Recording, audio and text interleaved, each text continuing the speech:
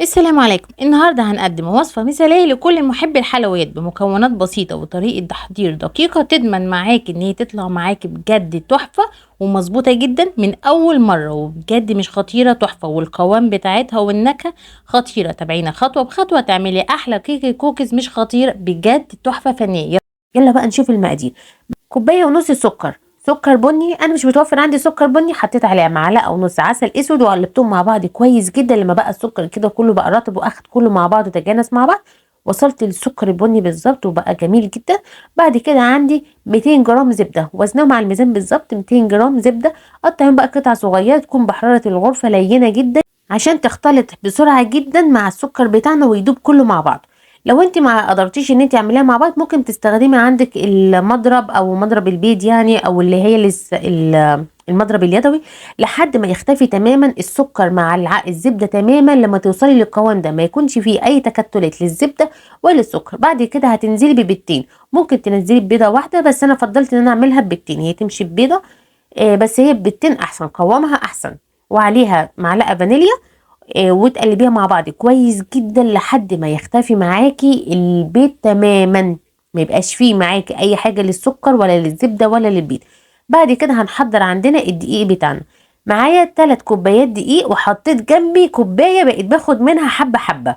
يعني انا حطيت كوبايه 3 كوبايات دقيق منقولين، وبعد كده حطيت معايا جنبي حبه حبه وعليهم نص معلقه بيكنج باودر ونص معلقه بيكنج اللي هي بيكنج صودا، اللي هي كربونات الصوديوم، نص معلقه من بيكنج باودر ونص معلقه من بيكنج صودا. وحطيت جنبي معايا معلقه كوبايه دقيق تانية منخوله، لحد فضلت ان انا الم العجينه بتاعتي لحد ما وصلت لقوام البسكوت كده، تبقى العجينه معاكي كانك بتعملي بسكوت. بعد كده هنجيب بقى شوكليت شيبس. في اشكال كتير عند المستلزمات الحلواني، اختاري اللي انت عايزاه. انا اخترت ما بين الشوكليت شيبس اللي هو الصغنن واللي هي الدواير عشان تدي شكل احلى. شايفين قوام العجينه؟ وكمان اساسا دلوقتي الجو ساقع جدا، فيعني زي متماسكه حلوه قوي. جبت بقى ورق زبده عشان اعرف ان انا بسهوله ان انا اتعامل معاه. قسمت العجينه ديت على نصين، رحت جايه اسمق العجينه بتاعتي، وعشان خاطر اخليها كلها سوا واحد بالنشابه كده او اي حاجه عندك فردتها بيها عشان عايزاها كلها سوا واحد. ورحت جايه قصاها على مقاس الصينيه دوت، هيبقى الوش بتاع الصينيه الوش بتاع الكيكه من فوق. خليتها بالظبط يعني، شلت الزيادات كلها على بعض. دي خطوه اختياريه، انت ممكن تفردي العجينه اساسا على وشها، بس انا حبيت ان انا اخليها بره يعني خطوه منفرده لوحدها عشان تسهل عليا يعني، عشان ما تقطعش مني. او لما احط الشوكولاته احطها على الشوكليت من فوق فهيحصل معاها يعني تبقى فيها بهدله يعني، عشان الخطوه دي بتبقى فيها بهدله شويه، فعشان اتفادى الكلام ده كله فانا قسمت العجينه نصين. اخدت جزء كده ومع ورقه الزبده من تحت وقصيتها وحطيتها في القالب بتاعنا، وعملت لها سور كده، يعني تفردي العجينه بقى وتعملي لها سور، مبقاش سور عالي قوي برضو يعني. شلت الزيادات بتاعتها. وبعد كده كان عندي شوكليت هنا، عايزه تحطي، انا سيحت الشوكليت ديت عندك تجيبي شوكليت سبريد من بره زي ما تحبي. افردي اي نوع شوكولاته انت بتحبيها حطيها عليها. انا كان عندي شوكليت ورحت جايه مسيحاها و... وحطيتها في القلب من جوه. وبعد كده جبت النص التاني اللي انا كنت فردته على الوش من فوق ورحت جايه حطاها عليها من فوق. دي بقى بتبقى اصعب خطوه، ممكن تقطع منك او حاجه لان ديت يعني هي عجينه البسكويت بالظبط يعني.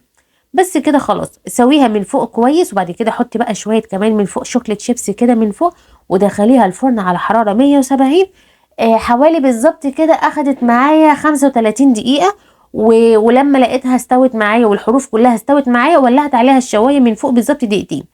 كان باقي العجينه معايا، قلت اعمل بيها بقى بسكويت الكوكيز.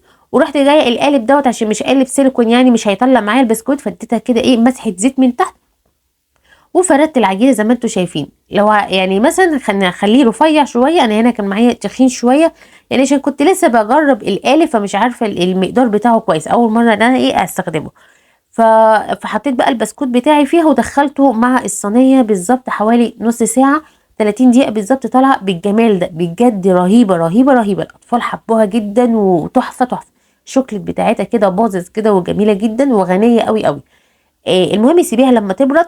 بس طبعا يعني هما ما استنوش عليها ما تبرد خالص خالص يعني، فهي كانت يا دوبك دفت كده. رحت جايه بقى مطلعاها وقطعناها وبألف هنا وصحه. عايزه بقى تزينيها من فوق مارشميلو مع السخونيه ساح عليها من فوق اصلا.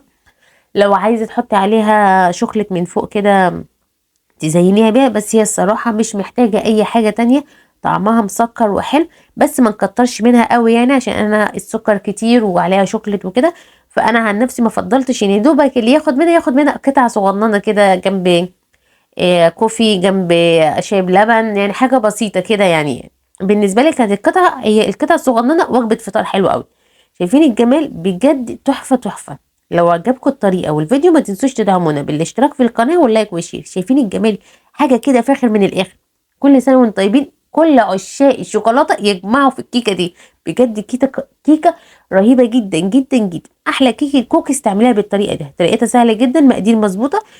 جربوها وقولوا لي ايه رايكم فيها بعد ما تجربوها. بجد رهيبه. اللي هيعمل الكيكه دي مش هيعمل اي كيكه تانية، وبجد الناس اللي بتحب الشوكولاته جدا جدا هيدمنوها ويعملوها على طول. ما تنسوش تدعمونا بالاشتراك في القناه واللايك والشير. اشوفكم ان شاء الله في فيديو جديد ووصفه جديده من قناه لمة العيله، والسلام عليكم ورحمه الله وبركاته.